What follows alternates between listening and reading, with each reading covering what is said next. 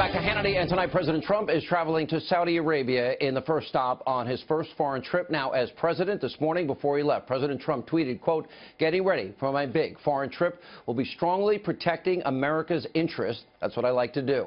Now, while in Saudi Arabia, the president expected to give a major speech on the need to confront radical Islam. Joining us now, the deputy assistant to the president, Dr. Sebastian Gorka. I keep talking about the cycle, the breathless reporting, all the phony stories, New York Times, Washington Post, I mentioned them in the last segment. And here's the president. He had a great connection with the Chinese president that is bearing fruit, vis-a-vis troops on the border with North Korea. Beef industry is being helped out. Really good connection. He met with the Saudi prince, the Israeli prime minister, king of Jordan, and the President al-Sisi of Egypt.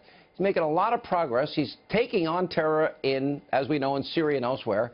But all people want to talk about, he gave secrets away because somebody outside the White House that wasn't in the room said so. Is it hard for the president to govern with all this garbage that's going on?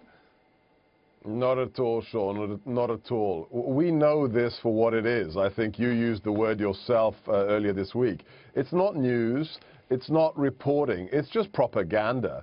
And we have a mission that we had approved by the American people, and we're executing it. Look, if you had any idea, and I'm sure you do because you know these people, the feelings in the Middle East, in these countries that the president is going to visit, finally, there's American leadership.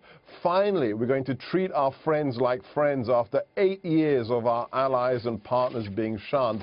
And we're going to be victorious against groups like ISIS and Al-Qaeda. So, yeah, there's what the media says, and then there's reality. And we live in the world of reality, Sean, the president and his team.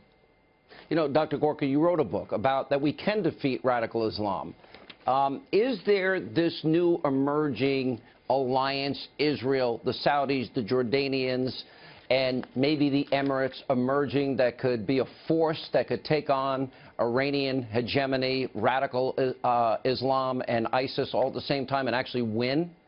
Absolutely. Look at part of the trip is going to include the closing of a $110 billion deal for Saudi Arabia that will help push back on Iranian influence, that will help secure the region. We can't talk about it here openly, but the relationship between Israel and key Arab Muslim nations of the region has changed dramatically in the last 16 weeks. Why? Because now they know with American help, with American leadership, we can secure that region and we can eradicate. Remember what the president said, we are going to obliterate and eradicate these groups. And finally, we have a commander-in-chief who will make that possible. You know, one of the things that I think I'm most concerned about is I didn't like Rex Tillerson's comments about, he seemed to be sort of using as a negotiating chip the idea of moving the capital to Jerusalem. I'm not sure if I agree with that. The second thing is it possible to have any peace with the Palestinians, for the Israelis, if they continue to pay terrorists and their families large sums of money, hundreds of millions of dollars, after they kill innocent men, women, and children, Israelis and Americans? I don't see how it's possible.